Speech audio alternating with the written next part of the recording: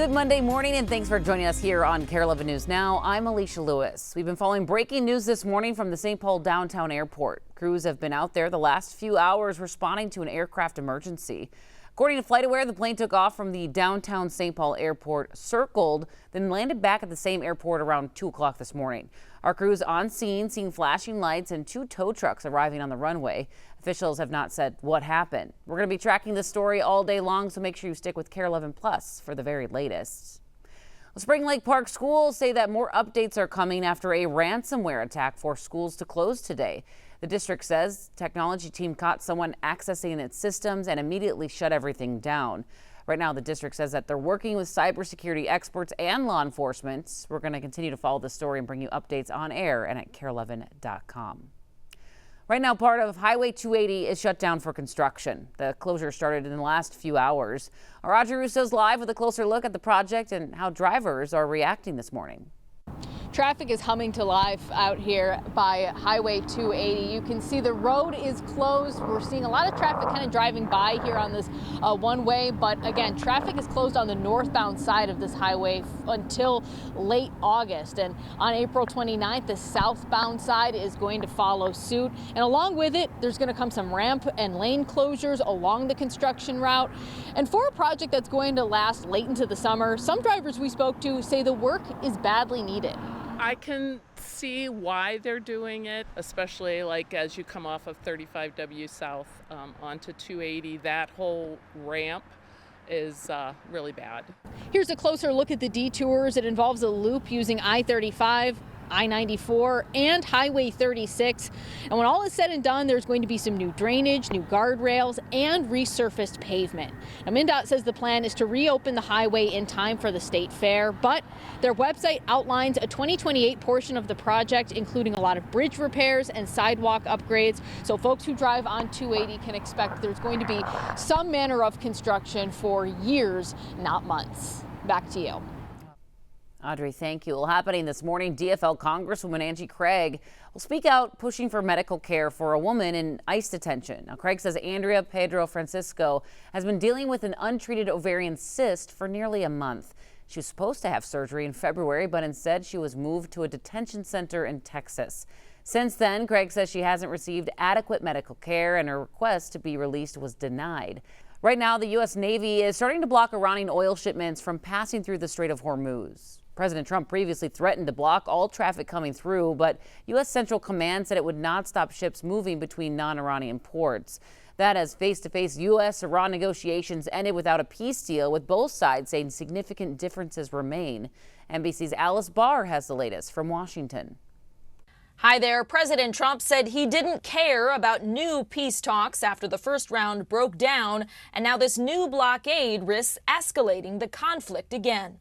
A new pressure point emerging as following this weekend's failed peace talks with Iran, President Trump announced a blockade of all Iranian oil beginning at 10 o'clock this morning. Other nations are working so that Iran will not be able to sell oil, and that will be very effective. U.S. Central Command said it would enforce the blockade on all Iranian ports and coastal areas, but not ships moving between non-Iranian ports.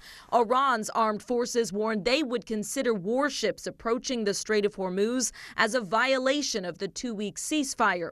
The U.S. hoping economic pressure will force Iran to reopen the strait, but oil prices surged and stock futures slumped on word of the blockade. As President Trump acknowledged gas prices may not be lower before the November midterm elections. I hope so. I mean, I think so. It could be or the same, or maybe a little bit higher, but it should be around the same. Vice President J.D. Vance led the U.S. team in Pakistan in direct negotiations with Iran that he said broke down over the administration's core goal. We need to see an affirmative commitment that they will not seek a nuclear weapon. We haven't seen that yet. We hope that we will. President Trump asked how long he'll wait for Iran to come back to the negotiating table. I don't care if they come back or not. If they don't come back, I'm fine. Their military is gone. That as new U.S. intelligence reporting suggests China is planning to give Iran more air defense weaponry in the coming weeks, according to a person with knowledge of the matter. If that happens, President Trump said he'd hit China with a 50% tariff. And President Trump lashed out overnight at Pope Leo, calling him terrible for foreign policy and saying he should focus on being a great pope, not a politician. The first American pope had called the president's threat to completely destroy Iranian civilization truly unacceptable. This morning, he told NBC News he had no fear of the Trump administration and vowed to keep up his appeals for peace that he said were rooted in the gospel. In Washington, Alice Barr, NBC News. Developing news in the California governor's race. U.S. Representative Eric Swalwell, a Democrat, announced that he's dropping his bid. This comes just days after a former aide accused him of sexually assaulting her. In a statement, he said, quote, "To my family, staff, friends, and supporters, I am deeply sorry for mistakes and judgment I've made in my past. I will fight the serious false allegations that have been made, but that's my fight, not a campaign's." The U.S. Navy is celebrating after its sailors successfully recovered the 4 astronauts aboard Artemis II after their splashdown off the coast of San Diego on Friday night.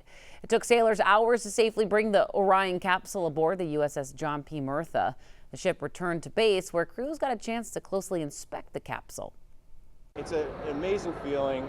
There's not enough words in the dictionary to express the emotion of just seeing it close up and all the work, all the effort that our team put in to get here and get this close. It's a memory I will never forget, and it's at the top of my Navy career.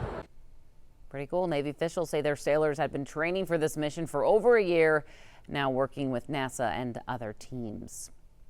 New details this morning about a deadly crash that happened over the weekend in Eden Prairie. It happened just before 8 p.m. Saturday on Highway 212 near Valley View Road. State Patrol says a 50-year-old woman from Victoria was driving the wrong way when she hit another vehicle head on. They say she killed a 69-year-old man from Hopkins in the car she hit. She was taken to the hospital, but her injuries weren't serious. State Patrol says they suspect alcohol is a factor in this crash.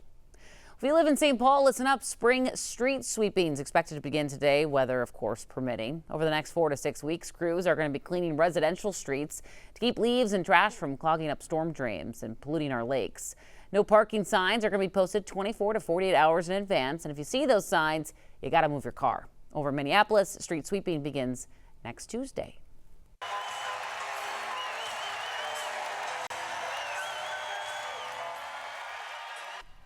Well, there he is in all his glory. Minnesota T-Wolves royalty, KG, the big ticket, back for a game at Target Center for the first time in 8 years. And as you can see, he was welcomed by a full house of fans last night. Kevin Garnett was in the house to watch the Wolves' last regular game of the season against the Pelicans. And despite Ant-Man and most of the starting lineup being out for the match last night, Minnesota, we still won 132 to 126. And this morning, first round of the NBA playoffs is all set. The 6th seed, the T-Wolves, facing the 3 seed, Denver Nuggets. The two teams are very familiar with one another when it comes to the playoffs, having last met in 2024, with the Wolves having that memorable Game 7 win over Denver. And looking ahead, Game 1 will be in Denver this Saturday at 2:30. Games 3, 4, and 6, if necessary, will be at Target Center.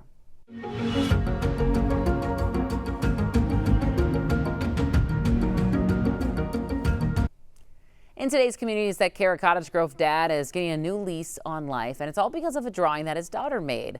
Brian Zenner was diagnosed with polycystic kidney disease more than a decade ago. And when he needed a transplant, his daughter drew a picture with a simple message: "Please help my daddy find a kidney. Love, Camilla." The drawing went viral and caught the attention of a woman in Woodbury who donated her kidney to someone else, helping Brian get a life-saving match. And I really felt just that, God was like, yep, you need to do this. You need to help. The really incredible part of this is the bravery of Brian's daughter to go and ask for help. And this month is National Donate Life Month. Doctors at mHealth Fairview tell us more than 1,000 patients are still waiting for a transplant. Be sure to stick with us. More news and weather is coming up after the break.